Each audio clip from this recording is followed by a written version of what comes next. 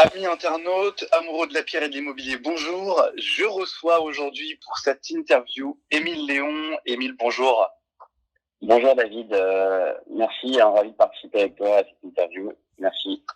Plaisir partagé. Alors Émile, tu es cofondateur de Rockstone IM, une société qui accompagne principalement des investisseurs privés, des familles ou des entreprises dans leurs projets immobiliers de cession, d'acquisition, de restructuration ou d'optimisation. Rockstone est ce qu'on appelle plus communément un family office. J'ai souhaité aborder avec toi le marché de l'investissement en immobilier, principalement sur le résidentiel et le commerce qui est l'une de tes expertises. Alors Émile, est-ce que tu as senti depuis la mi-mars un changement de comportement de la part des établissements bancaires sur des opérations que tu as en cours?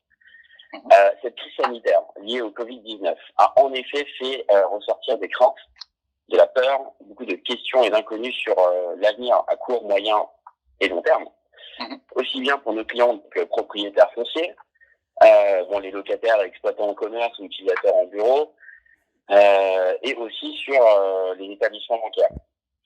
Car, comme on le sait très bien, la chaîne d'efforts nationale et de solidarité ne s'arrête pas aux bailleurs qui doivent se voir suspendre le paiement de leur loyer, pour certains, ou parfois répondre pour d'autres à des demandes d'annulation de loyer. Donc dans cette démarche-là liée aux banques, on a en effet dû prendre attache avec plusieurs établissements bancaires, à la fois pour nos opérations d'investissement en cours et aussi pour le compte de nos clients qui ont leur propre prêt de leur côté. Ce qu'on constate, nous, sur le terrain, au niveau des particuliers, déjà, premièrement, sur le résidentiel, il est vrai que la majorité des Français, de nos clients qui avaient avant la crise un projet d'achat, par exemple de résidence principale ou d'investissement locatif, déjà n'annulent pas leur projet. Ça, c'est un point important.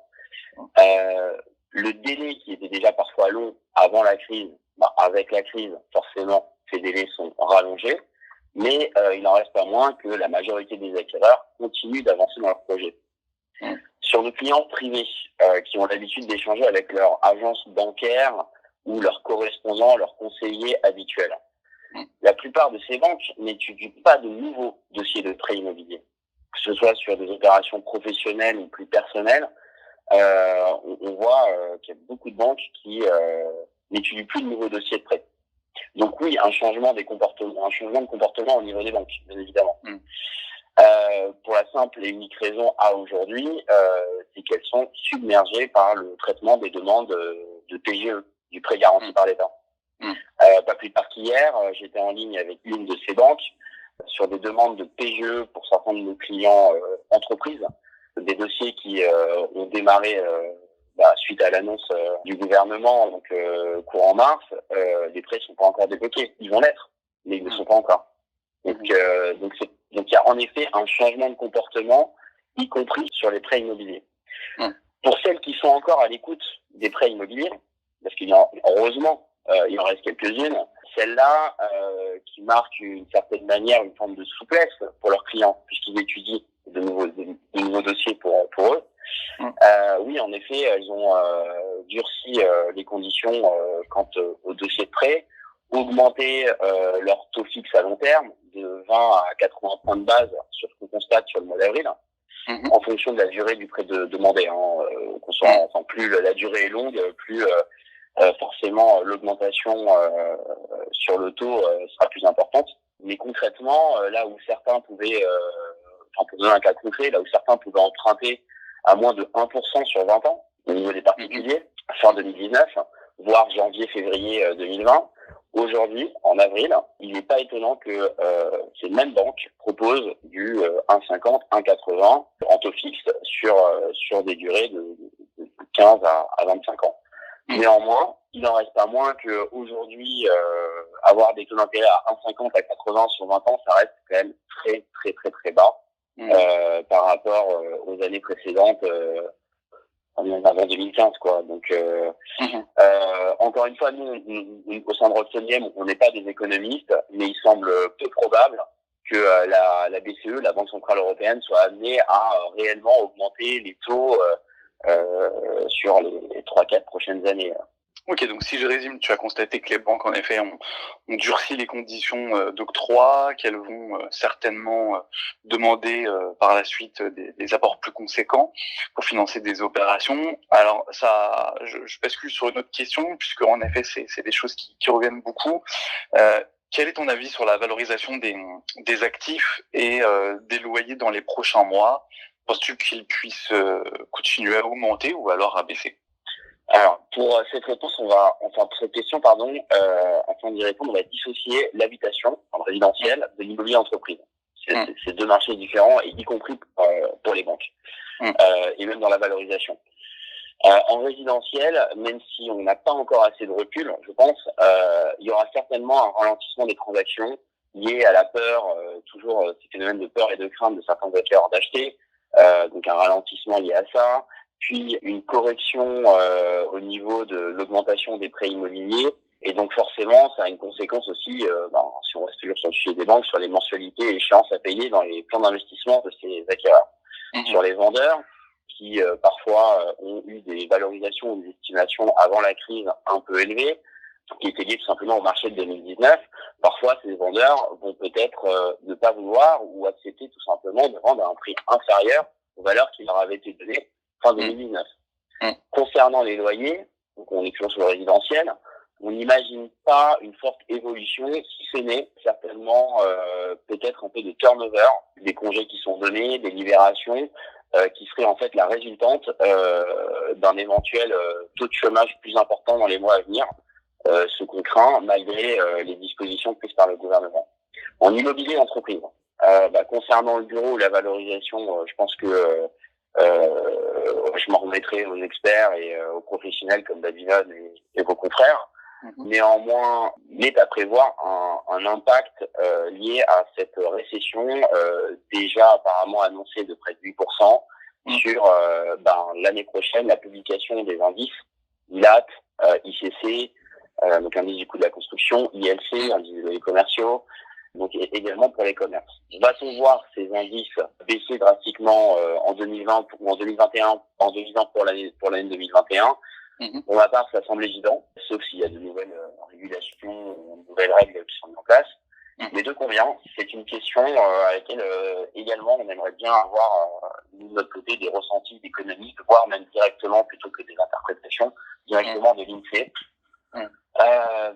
Concernant les commerces, ceux qui répondent aux besoins primaires comme l'alimentation, les pharmacies en temps de crise, ces commerces, normalement, ils devraient rester approvisionnés, on l'espère, et donc devraient continuer de travailler, et donc forcément d'exploiter leurs locaux, et ne devraient pas avoir de problème pour payer leur loyer. Néanmoins, pour les autres, comme les coiffeurs, les pressings, même certains opticiens, des commerçants de quartier, des artisans, même si notre gouvernement et l'État a montré très rapidement des solutions, comme le PGE, le Fonds de solidarité et autres aides qu'on peut voir, ça risque quand même, de notre point de vue, ça risque d'être plus difficile pour eux de reprendre une activité normale et surtout tenable.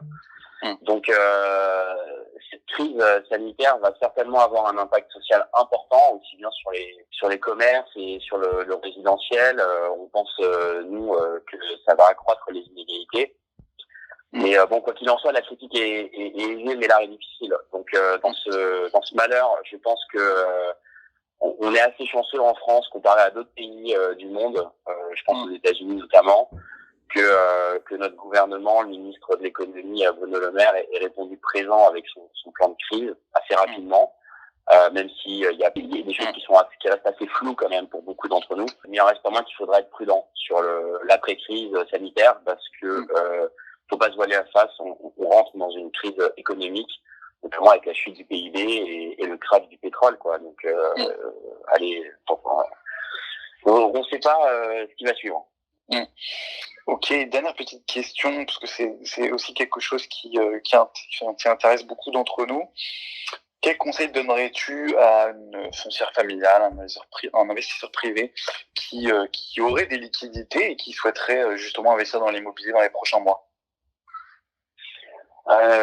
Oui, bien sûr. En fait, aujourd'hui, tout va déjà dépendre, ça va être un postulat de départ, tout va dépendre autant de cette foncière familiale, de son profil de risque.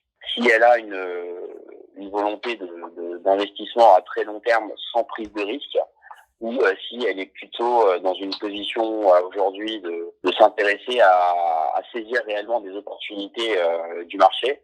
Donc, je vais pas vous faire le discours du banquier privé ou d'un gestionnaire de patrimoine qui va conseiller à ses clients de diversifier son portefeuille avec un peu de fonds monétaires, un peu d'unité de compte, d'actions et aussi de l'assurance vie, voire de l'immobilier. Dans cette crise qu'on vit, pour la plupart d'entre nous, je parle de la génération Y, Z, ceux qui sont nés après les années 80, on n'a jamais connu une crise semblable.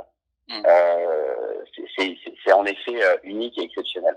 La crise financière de 2008 n'était pas une crise économique. On l'a un peu senti comparée. On essaie de comparer cette crise à celle de 2008 qui n'a rien à voir. Enfin, certains le font. Je pense que nos aînés ont beaucoup plus d'expérience là-dessus. Donc, sur une foncière familiale, pour revenir au sujet de ta question qui est le plus important, qui a des liquidités, avec un profil peu risqué, je pense qu'elle devrait plutôt s'orienter aujourd'hui sur du résidentiel. Parce que, en effet, l'immobilier reste un besoin primaire aujourd'hui. En étant confinés, on est tous sous un toit. Donc, on a tous besoin de se loger. On a un problème de logement en France. Donc, le résidentiel restera en effet à long terme une valeur refuge. Ça semble aussi cohérent. Bon, pour une foncière qui veut prendre un tout petit peu plus de risques, elle peut aujourd'hui s'orienter sur des opérations de co-living. Elles sont un peu plus rentables. Ça va être d'appartements partagés par plusieurs personnes. Et pour ceux qui sont disposés à aller sur un peu plus de risques, à mon avis, il faudra être attentiste, savoir patienter un peu. Les opportunités certainement seront à saisir, comme dans toutes les crises, mais d'ici quelques mois. Donc il faudra peut-être pour certaines banques apporter aussi sur ces foncières un apport un peu plus conséquent. On le constate sur certaines banques aussi. Donc, mais bon, avec un apport plus conséquent, ça permettra pour ces foncières de closer les deals, donc d'avancer plus rapidement dans de meilleures conditions. Les banques pourraient être en effet un peu moins regardantes sur ce montage. Ok, bah écoutez, Émile, merci beaucoup pour toutes ces informations, ces précisions, c'était très intéressant. Je te remercie d'avoir accepté cette interview, cette invitation. J'étais ravi. Et écoutez, il ne me reste plus qu'à vous souhaiter à toutes et tous une excellente journée. Restez surtout bien confinés. Et on se donne rendez-vous très prochainement pour une nouvelle interview. Et bonne journée à tous. Merci David. Merci.